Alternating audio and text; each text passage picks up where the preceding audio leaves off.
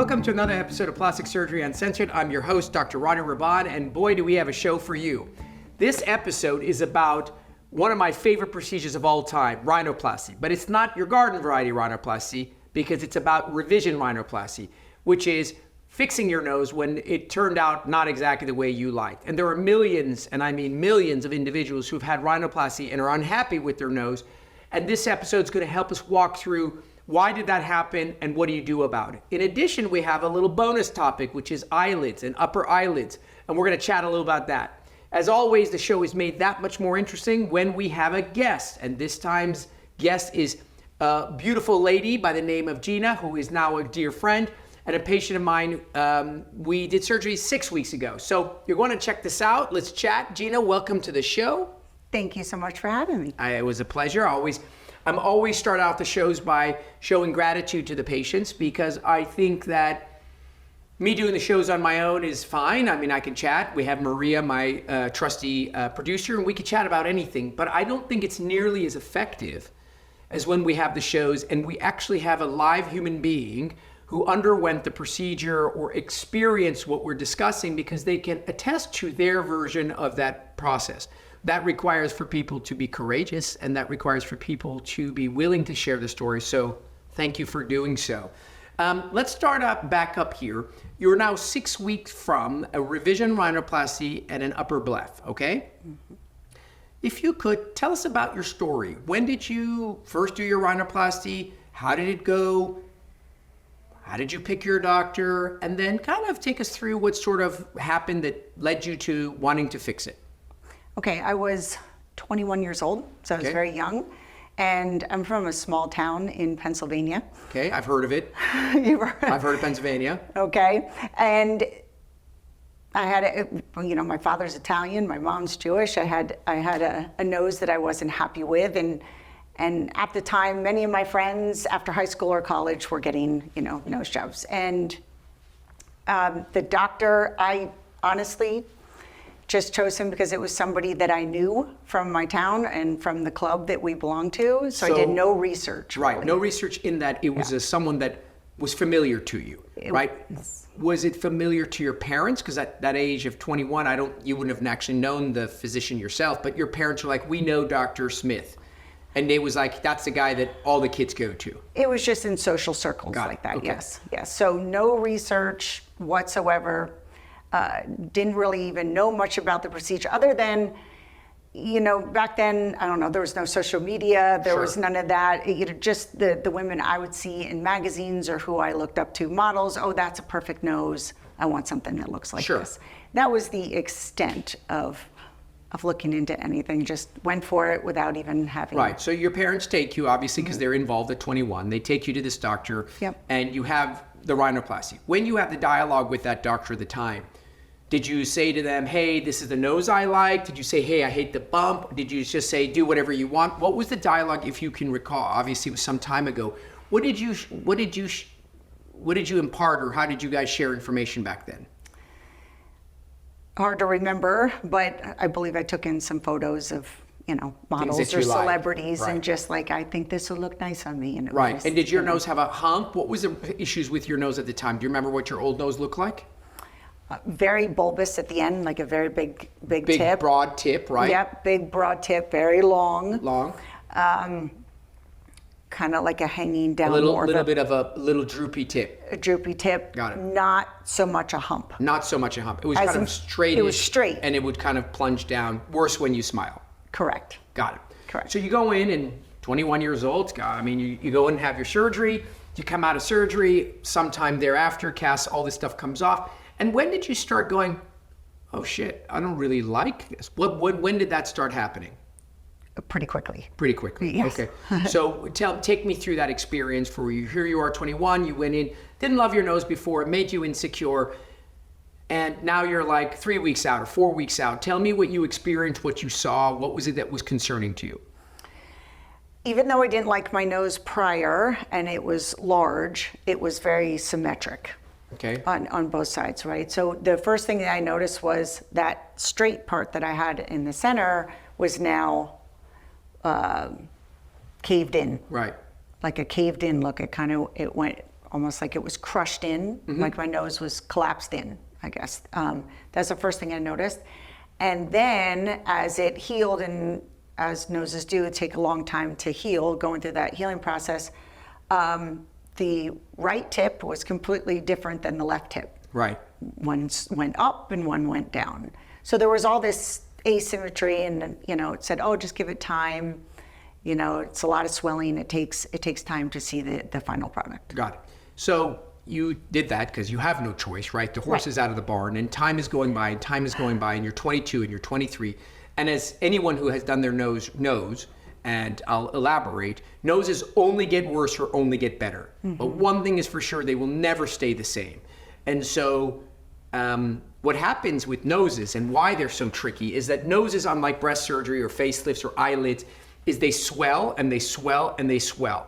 And while they're swollen for the first year, or frankly 2, they camouflage a lot of things.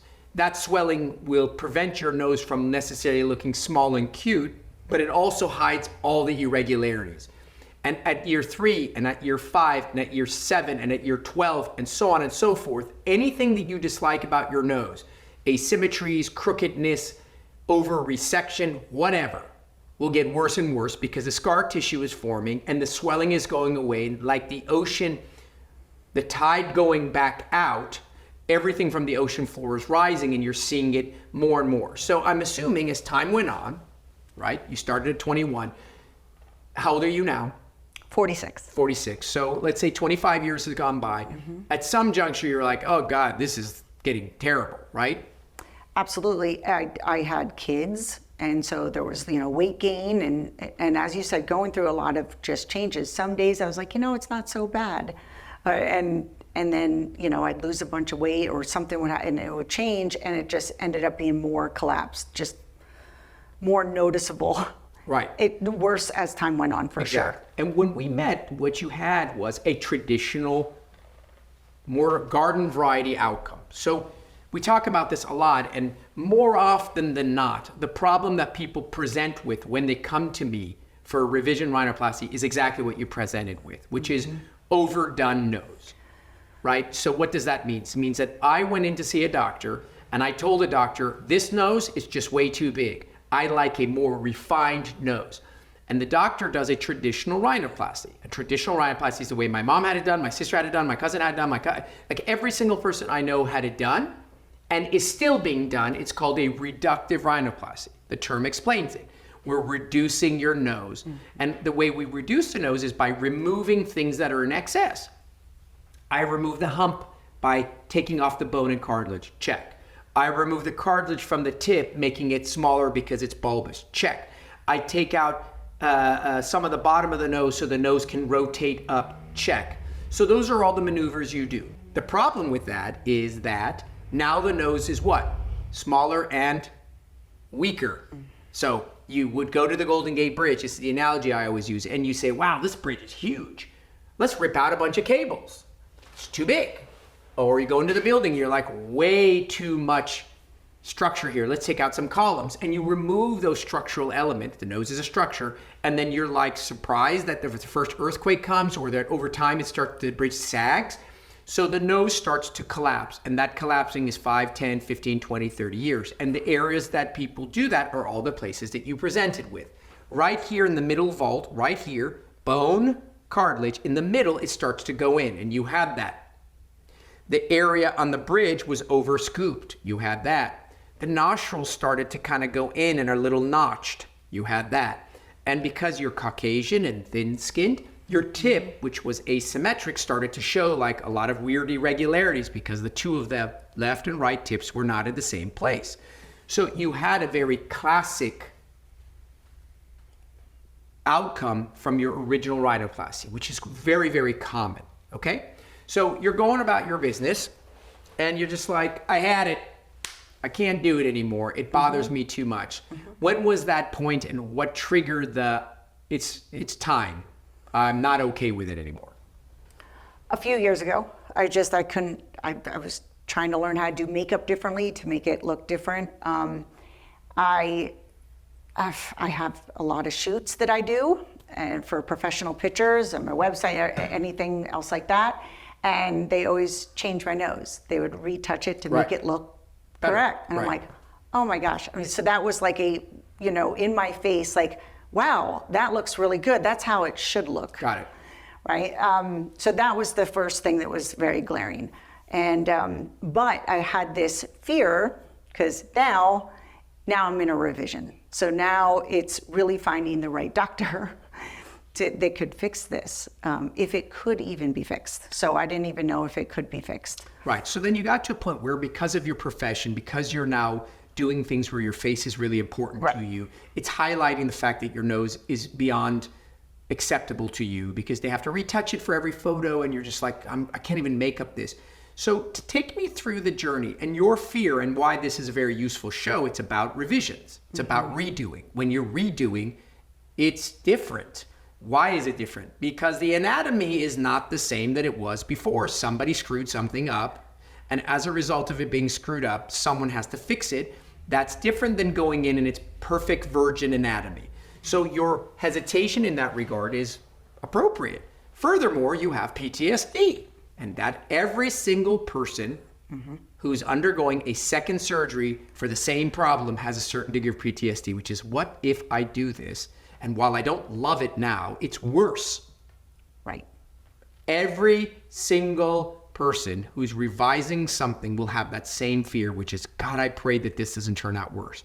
So as a result, you do what most patients do, at least intelligent ones, which is, I'm way more cautious than I was the first time. Whereas in the first time, in your instance, you did no homework. Very common, right? I mean, you're 21, your parents are going to help you, nothing wrong with that. And now you're a grown-ass woman. So take me through, I decided I don't like it anymore, to I'm about to have surgery. What did you do this time that you learned from your last time? I went down a serious rabbit hole. Okay, so take me through that rabbit hole. The reason I'm telling you this is, the purpose of the show is twofold, right? One, I have a jacked up nose I had done 15, 20, 30 years ago. I hate it. I don't know what to do with it. Great, we're having that conversation. And two is, I want to get my nose done. I don't want to have a jacked up nose, and I'm going to want to have to do a revision. So whatever you did the second time, because you're here and you're happy, meant that it worked. So you are now in a very interesting position because you're going to help us figure out, well, what that rabbit hole is like. So take me through. What did you do? I made the decision that I don't want to live with my nose like that anymore. Check. Okay? I know there's a doctor out there that can fix it. Check. Very important now that I find the right one. So I start researching online, which is where everybody else goes. That was the initial, just researching doctors. I mean, I made phone calls to surgeons. They're like, we don't do revisions, like won't touch it. Got a little scared of that. Right, and so let me stop there for a second, time out. So these are places that have noses on their website. Correct. And then you said, hey, I've done my nose, and they said they don't do revisions. So time out, and let me explain you why that is. When you go to a plastic surgeon's website, a sizable number of them do not do rhinoplasty. Do not. They have breast dogs, they have tummy tucks, they have liposuction, they have eyelids, they have faces. Where the hell's the goddamn noses? We don't do them. Why? Because noses are 1,000 times more difficult than anything I just mentioned to you. Then you go to doctors who do noses and you ask them about revisions and they go, we don't do them. Why? Because a revision is 200,000 times more difficult than a primary. So a lot of doctors don't want to do revisions because it's just not worth it. Because how much more could you possibly pay for a revision? You're not going to pay 10 times more. You pay a fraction more. But that fraction is not worth it to them in exchange for the headache, the aggravation. And you know the old saying, you break it, you own it? When you do a revision, you are now on the hook. The last asshole, Doctor Who the guy that messed us up? I don't remember that guy. You did this to me. What do you mean I did this to you? I was just trying to help you. No, my nose was better before, right? So why would I want to sign up for that? That's why you heard that from certain doctors, because it's not, there's no good deed goes unpunished, right? So go ahead, I'm listening. So you called a few and they were like, we're not doing it. Absolutely. So now it's really starting to narrow it down on who can actually handle this. And now I'm going through reviews and photos and videos and checking credentials, going down that real deep, dive, and to the point where I called you to come in for a consultation. Now it's very important that I felt comfortable, and your long consultation tell me what to expect. I wasn't expecting perfection, not perfection at all, because I don't think any noses are perfect. But I certainly, and I addressed it with you, what my concerns were. Makeup just wasn't, fixing it anymore. Right. Yeah, so after I'd done all the background search on you before coming in, how I felt after our consultation led me to my decision, like I'm in the right place. So did you see multiple surgeons? Was I your first surgeon? Talk to me about the surgeons that you did see for it. Did you see one? Was it me, or did you see several? I saw 2. Okay. And tell me about the other experience, because it's a juxtaposition that allows you often to recognize, oh, wow, there's a big difference here, or not at all. Or granted, nothing takes the place of, I just like you, right? Yeah. That's an internal gut feeling. But talk to me about the other consult first. You went there, and was it before mine or after mine? It was before. Okay. I could maybe do this, maybe do that. Maybe was used a couple times, and this is what I would do, but didn't draw it out. You actually draw it out for me, like on a piece of paper. This Sure. is what's going on. This is what's happening with your nose. You actually pointed out things I didn't, because I don't do this. Yeah, I just don't like the way it looks. I just don't like the way it looks. I don't know why. So you were explaining to me why. I wasn't getting explained why, and what then can be done to actually fix those problems, because it was more than one problem. Sure. Which it always is.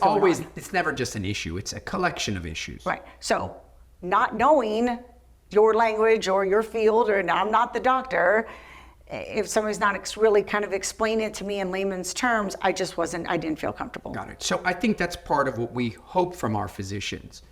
It's for them to break it down.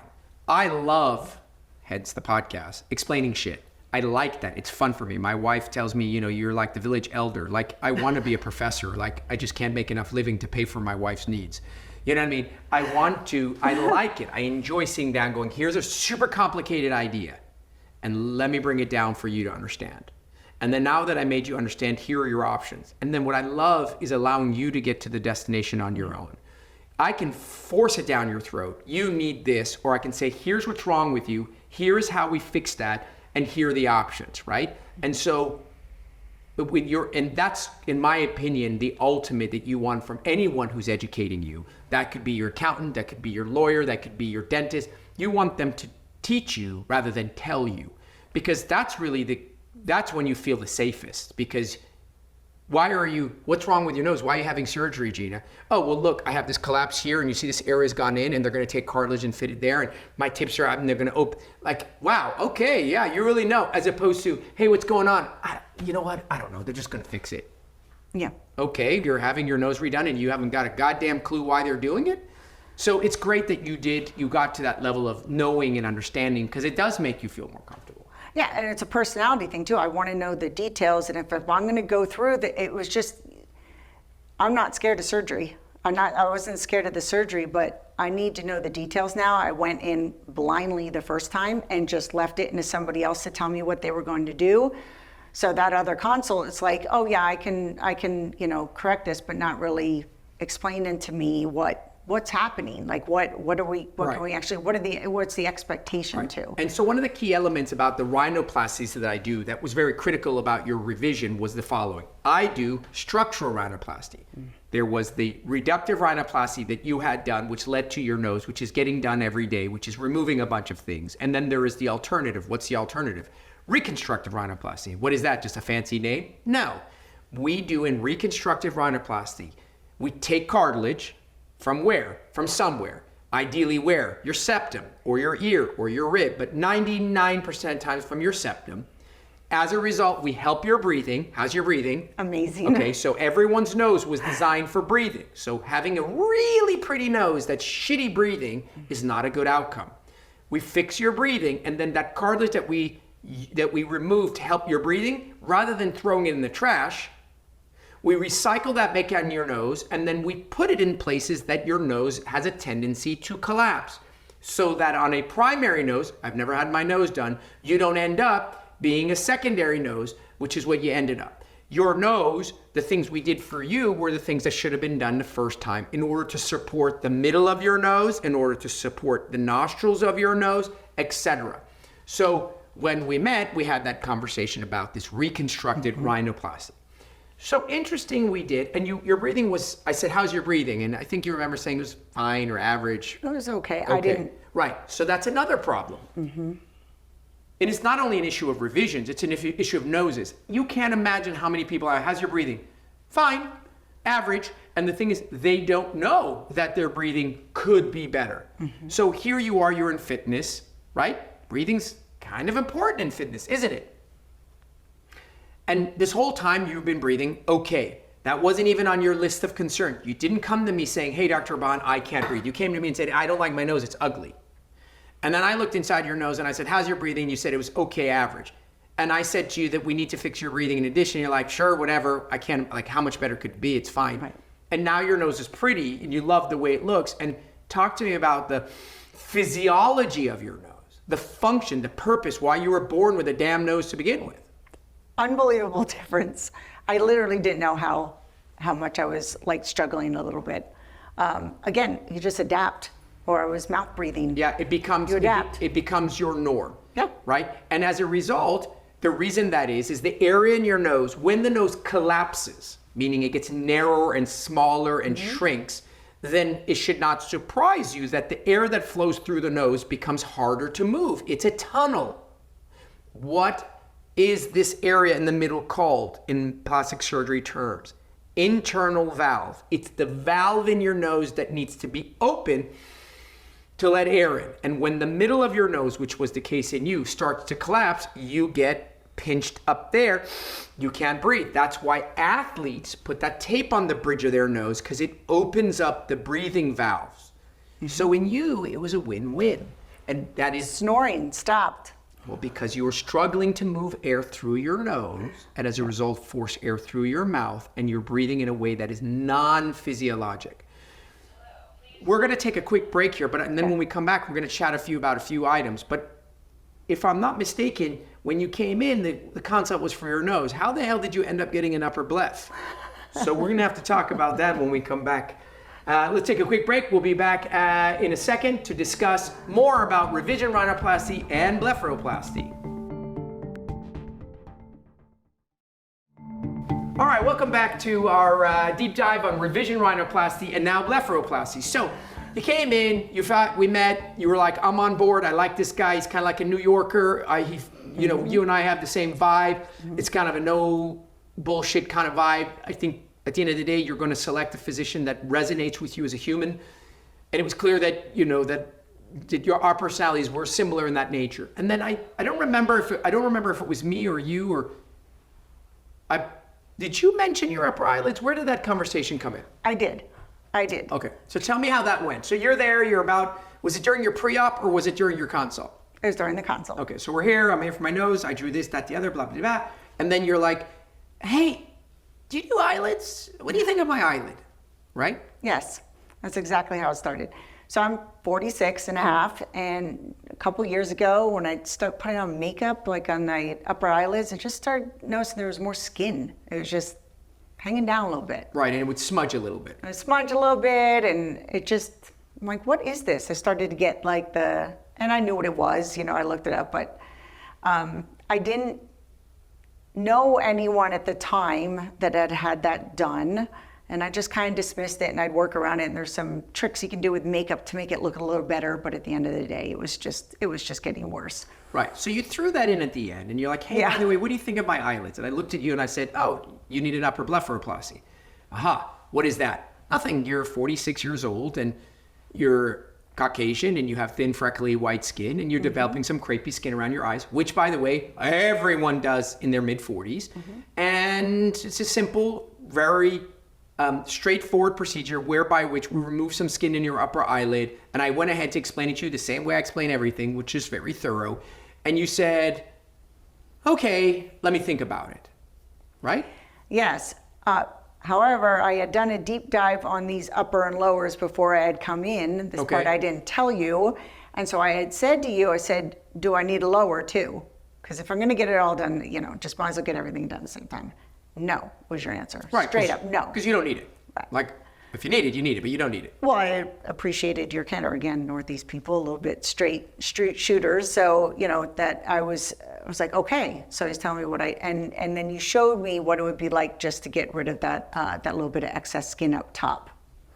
My trepidation at the time was someone close to me now had just gotten it done, a much older age, and looked completely different. Right. So we went, you signed up, you went about your business, you came for your pre-op, and this is the second thing that we wanted to talk about today. If you and your doctor are not simpatico, if you and your doctor are not aligned, if you and your doctor are not saying eye to eye, you got a problem. You must trust your doctor with your life, obviously. You're going to go to sleep and then you're going to wake up and then you're going to be different. What the hell? I would never allow anyone to alter my hair, let alone my body, if I didn't think they walked on water. That's how particular person I am. So if you don't have that relationship, I really think you should walk away. And so that means that you kind of have to, you want to trust them. So you came into your pre-op and you said, listen, Dr. Rahban, I'm all in for my nose. I can't wait. I'm going to hold off on my eyelids. And I said, no problem. You know me. I don't give a shit what you do. But I said, why? And you said what to me? I explained that someone had it done and they look completely different. Right. You said, I'm worried that I'm going to look Nervous. unnatural and fake, and I just don't want to mess with my eyes. And clearly it was coming from an experience. And I said to you, sure, no problem, I understand, but that's just not going to happen. You're a great candidate. You'll make a mistake if you don't take advantage of this downtime. You're the ideal candidate. You're young. It'll look great. Do as you wish. I think you're making a mistake.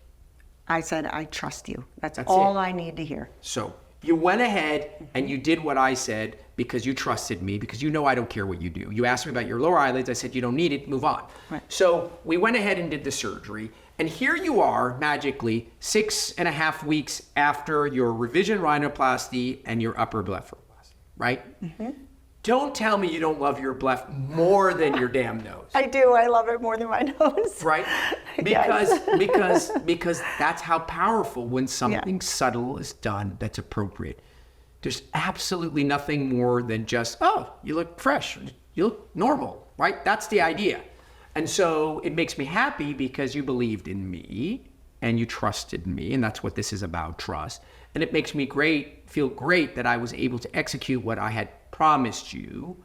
I like to under-promise and over-deliver. That's the nature of my personality. I hate feeling bad that I said to you something and I let you down. So I always make it seem like it's 10 times worse. That is, it's just the way that I am. And so here you are. So take us through it and let's talk about each of these items and the recovery and the items. So talk to me about the rhinoplasty and the blepharoplasty and your recovery. So how did that go? So now it's a revision, so it must be a terrible recovery. It was honestly, I never even took pain meds. The most I took was just Tylenol the first couple days. You're a little uncomfortable, zero pain, but you're just a little uncomfortable. You get stuff stuffed up your nose. You're fully mouth breathing, which drives me crazy. So that was literally the worst of it for me, period.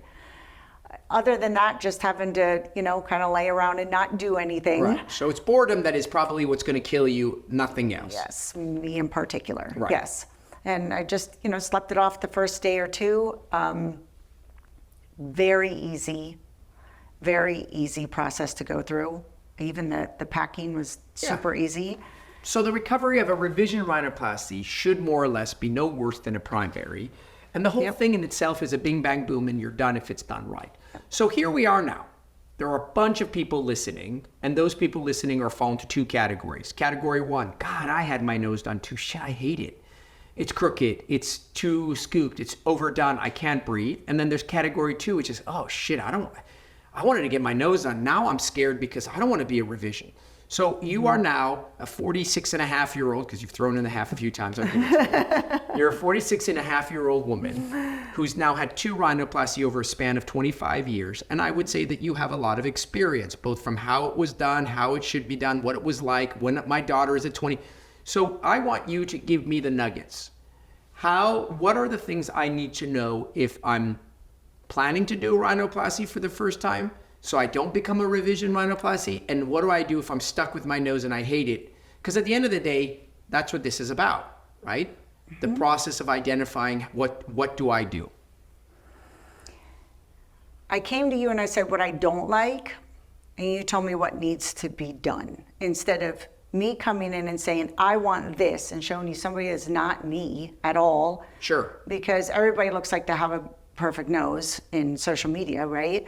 But this is what bothers me, what can be done. Talk that out with, the doctor, make sure that you trust the doctor. I trust you implicitly. Like it was very, you put me at ease on what needed to be done. Did we use a bunch of photos and photomorphs? And No. Did you bring me 100 None. photos of celebrities? Did I take a picture of your nose and put it on a monitor and scoop it out or clean None. it up?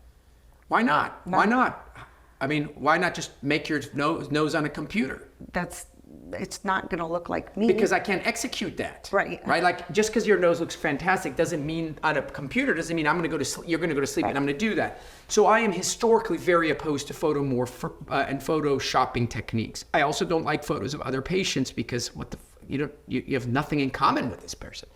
The goal is for us to take your nose, primary and or revision, and listen carefully, and identify the issues about your nose that are slightly out of balance from a more harmonious version of your nose, such that for example, your nose was a little over scooped, right? The doctor had taken off too much. So what would we do? We add to that bridge to make it better.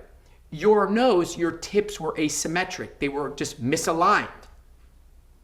What did we do? We brought them closer together and reunified them. Your nostrils were a little dented. What did we do? We added support so that those nostrils wouldn't go in. The middle of your nose was a bit narrow, whether that was done surgically or you were born with it. We put cartilage on both sides to pop open that area so the line of your nose would be straighter. So it's very simple in that you identify what it is about the nose that we dislike. It's my primary nose, I've never had it done, or it's revision. And then each of those items has a procedure or a step that the surgeon can take to make it better. When you add all those steps up, you have now the new version of your nose. You don't have another damn nose. It's still your nose, except the ball isn't as big, the bridge isn't as high, the nostrils aren't as wide, but it's still your nose. And that is really the key element. And so what I do in my consults, I really don't let you guys say anything because I want to point out to you the things that I see before you mention them to me so that you make sure that you and I are in eye to eye, right? Absolutely. And that's really critical, right? Okay, well, recovery was straightforward. You're now 6 weeks out. Couldn't be happier than a clam. You're still swollen like a balloon. You still need your whole 12 to 18 months. It's still going to get smaller and change and whatever. But it really makes me happy to see that you're doing well. And I'm glad that, in addition to looking better, you have now this additional component of breathing. Yes. And I think that is something that's often lost in rhinoplasty because it's about cosmetics. I'm going to go to a plastic surgeon. About breathing, I'm going to go see an ENT. Nothing would have been worse if you had done your breathing before you came to me because then I wouldn't have had the cartilage available. The number one way to do this is all of it at once. Breathing and cosmetics together. Do not go and get your septum fixed by your ENT and then come and show up in my office and say, I want a cosmetic rhinoplasty, then I have to take your ear or rib. So your lucky save of grace was that the other doctor did not take your septum because it was all present from which to work from. Great. All right, well, I guess that's it. Any last imparting words of wisdom to the rhinoplasty eager patients listening? Is there one or two things that you think were tantamount that you just got? If my daughter wanted to have a nose job today, this is what I would tell her. Doing your research on the right doctor. Right. Know what you're doing. Don't come in and want somebody else's nose. It's just about refining what you have. Yeah, so the key is really dig. You got to get past TikTok and Instagram and thousands of followers. You got to read every review, scour every photo. There's just too much misleading information out there. And so if you tend to be a gullible individual, you will stop at the first stop sign. But if you keep going down the road, you will see that there's much more information to be had. And I think you just can't rely on a handful of photos on an Instagram to make or break a decision like that. No, absolutely not. Yeah. I don't believe anything I see on there anyway. Yeah, well, it's become the holy grail and the gospel for most people. All right, guys, that wraps up our episode of Plastic Surgery Uncensored. Gina, thank you so much for joining us. We are always so lucky when people are like, I'll share my story. Why not? As always, if you listen to our show, I'm going to ask you two things. One, go write something nice about the show. It helps. It makes people feel happy. There's a lot of people behind the scenes running around making the show happen, and we're just a society of complainers. So we love to complain about shit we don't like. Why don't we write something nice about what we do like? That I'd love. Secondly, you're not going to know who in your friends and family circle are going to go have plastic surgery until it's too late. So share with them now our podcast. Share it. Tell everybody about it, because you will then find out later, fuck, I wish I had sent this to my cousin or my sister or my friend, because many people do these things in privacy. So share, download, and subscribe. And until next week, we're signing off on Plastic Surgery Uncensored. Thank you.